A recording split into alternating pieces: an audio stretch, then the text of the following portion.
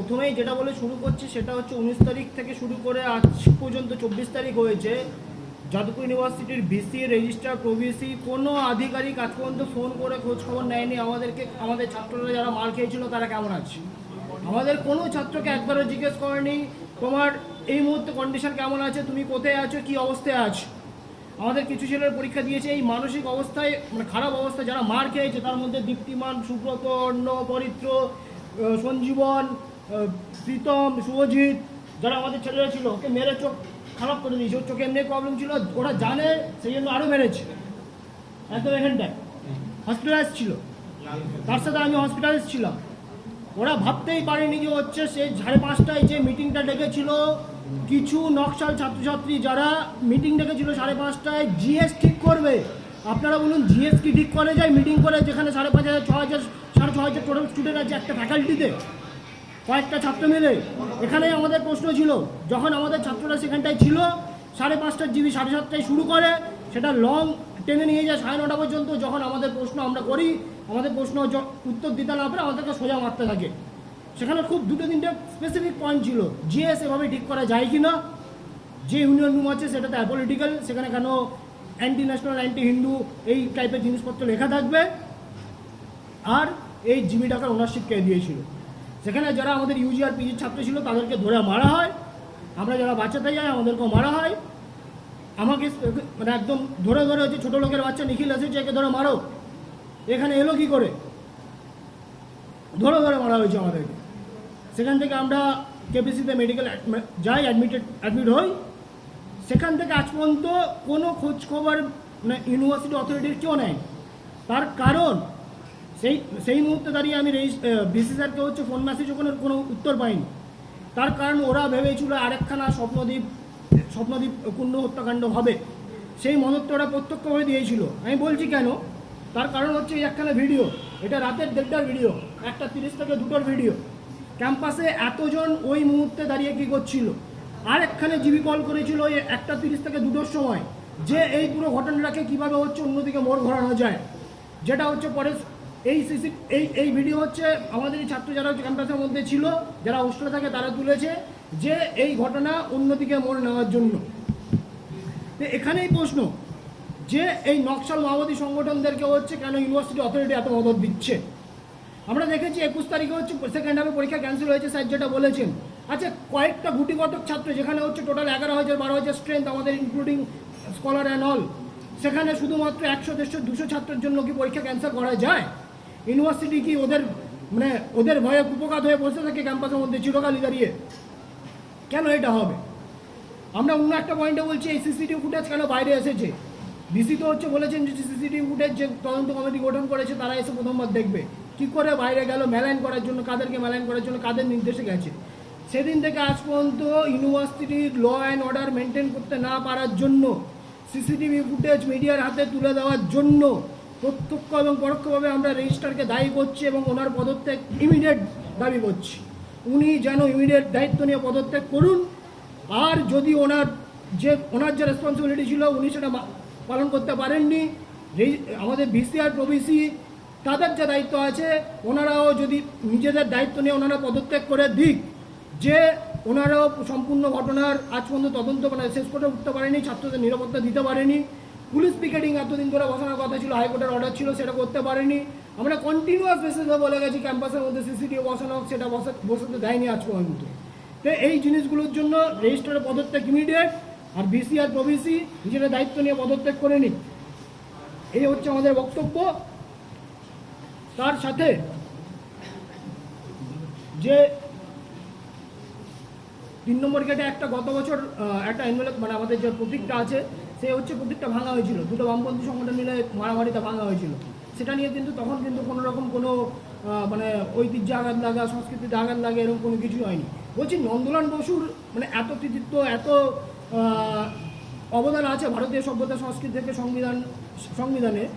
আমাদের ইউনিভার্সিটিতে অনেক নাকি মুক্ত চিন্তার প্রশ্ন হয়, কোশ্চেন হয়, অ্যাডমিশন টেস্টে এটা সেটা অনেক কিছু হয়। ওনার অবদান নিয়ে আজ পর্যন্ত একটা প্রশ্ন হয়েছে বা ওনাকে সিলেবাসে কোনোদিন কি ইনক্লুড করা হয়েছে?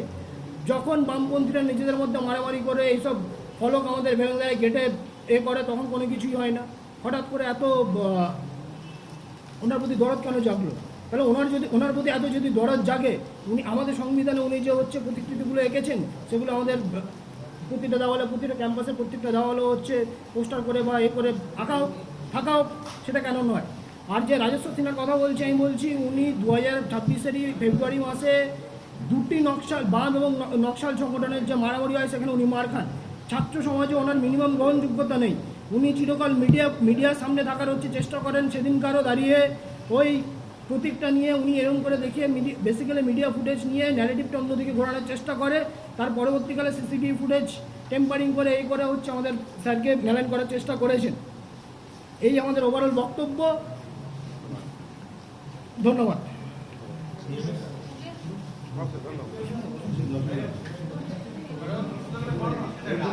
আচ্ছা,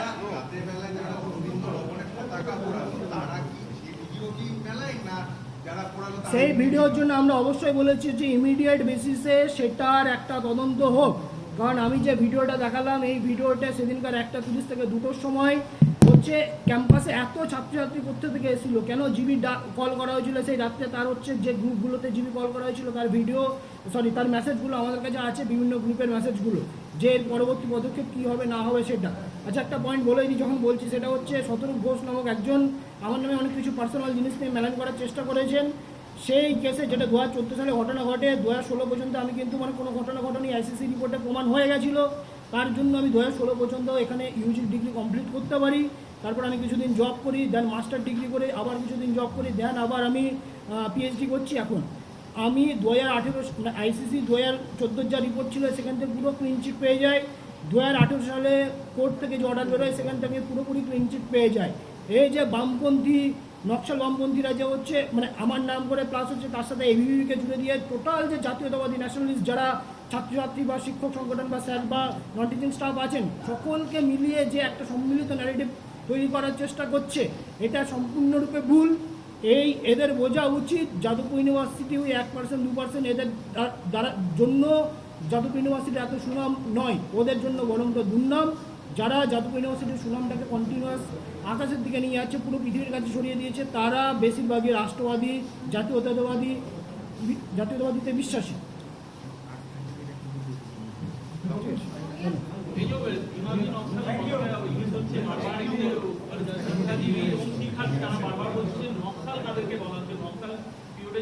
যারা বলছে যে আফজল হাম শর্মিন্দা है तेरा कातिल अभी जिंदा है, যারা কিষেনজির ছবি আঁকছেন, যারা বাসুরবাজের ছবি আঁকছেন, যারা বলছেন নকশালবাড়ি জিন্দাবাদ, নকশালবাড়ি হচ্ছে আমাদের উৎস, যারা মনে করে বন্দুকের নল ক্ষমতার উৎস, যারা ক্যাম্পাসে কাশ্মীর মাঙ্গে আজাদি বলছে, যারা মণিপুর মাঙ্গে আজাদি বলছে, যারা প্রতি মুহূর্তে দাঁড়িয়ে হচ্ছে হিন্দু ধর্মের অপমান করে যাচ্ছে, দেওয়ালে দেওয়ালে গ্রাফিটি আঁকছে, মা সরস্বতীকে নিয়ে বাজে বাজে ছবি এঁকেছেন, স্বস্তিক চিহ্নকে হচ্ছে অপমান করছেন।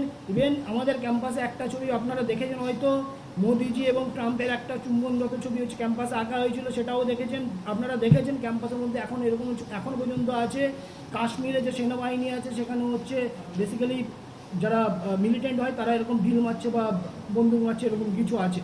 তো এরাই হচ্ছে নকশাল, এরাই হচ্ছে দিমাগি নকশাল, যারা যাদবপুর ইউনিভার্সিটি ক্যাম্পাসটাকে হাইজ্যাক করে রেখেছে। তার সম্পূর্ণ মদতদাতা হচ্ছে এখানকার ভিসি, প্রভিসি, ইসি এবং এই জুটা নামক যে সিপিএম লেড টিচার অর্গানাইজেশন আছে তারা। আমি সাধারণ ছাত্রছাত্রী পুরো যাদবপুর তথা পুরো পশ্চিমবঙ্গের এবং অভিভাবকদের জানাতে চাই, যাদবপুর ইউনিভার্সিটি বিলংস টু এই যারা ন্যাশনালিস্ট জাতীয়তাবাদী ছাত্রছাত্রী আছে তারা 90% স্টেক হোল্ডার। এখানকার যে 1% 2% যারা হচ্ছে প্রথম থেকে ব্রেন ওয়াশ, নেশা করার জন্য অন্যান্য প্রলোভনে পা দিয়ে হচ্ছে বেপথে চলে যাচ্ছেন, যারা ভারত বিরোধী কাজকর্ম করে যাচ্ছেন, হিন্দু বিরোধী কাজকর্ম করে যাচ্ছেন, জাতীয়তাবাদী বিরোধী কাজ করে বেড়াচ্ছেন, তাদের জন্য তারা কিন্তু যাদবপুরের আসল স্টেক হোল্ডার নয়। তাদের জন্য খবরও রাখতে পারে, সেটা বাজে খবর। 98% ছাত্রছাত্রী ক্যাম্পাসের মধ্যে আছে যারা যাদবপুরের সুনাম প্রতিষ্ঠিত করে চলেছে কন্টিনিউয়াস। এনআইএফ র্যাঙ্কে আমাদের যা পজিশন সেটা তাদের জন্যই। তো সকলকে বলছি যে যাদবপুর ইউনিভার্সিটি সম্পর্কে যে বাজে ইমেজ বাইরে আছে সেটা এই কিছু জনের জন্য সেটা আসলে চিত্র নয় যাদবপুর ইউনিভার্সিটির। আমরাই যারা 98% স্টেক হোল্ডার, যারা যাদবপুরের সুনাম অক্ষুণ্ণ রেখে চলেছি, রাখছি, ভবিষ্যতে রেখে চলব। প্রথম দিকে আপনাদের আন্দোলনকে সমর্থন জানাচ্ছিল সর্বরী মুখার্জি, কিন্তু ধাপে ধাপে দেখা গেল উনি কিন্তু আপনাদের থেকে সমর্থন করে গেলেন এবং পরিষ্কার রাজ্য বিজেপির পক্ষ থেকে বলা হলো যে আপনাদের আন্দোলনকে কোনোভাবে সমর্থন করতে করছেন না এবং আপনাদের কোনোভাবে তাদের সঙ্গে যোগসূত্র নেই এবং যারা এই নিন্দনীয় ঘটনা ঘটিয়েছে তাদেরকে অবিলম্বে গ্রেপ্তার করা এই ব্যাপারে প্রথম দিন যেদিন আমরা আহত হয়ে যাদবপুর কেপিসি হসপিটালে ভর্তি হয় সেদিনকে উনি আমাদেরকে দেখতে এসেছিলেন। উনি আমাদেরকে বলেছেন সর্বতভাবে উনি পাশে থাকবেন, মানে ফিজিক্যালি মেন্টালি যাই হোক। তো তারপর থেকে উনি যা স্টেটমেন্ট দিয়েছেন ওনার আরও কিছু পারিপার্শ্বিক বা রাজনৈতিক পয়েন্ট থাকতে পারে, সেখানে আমাদের খুব বেশি কিছু বলার নেই।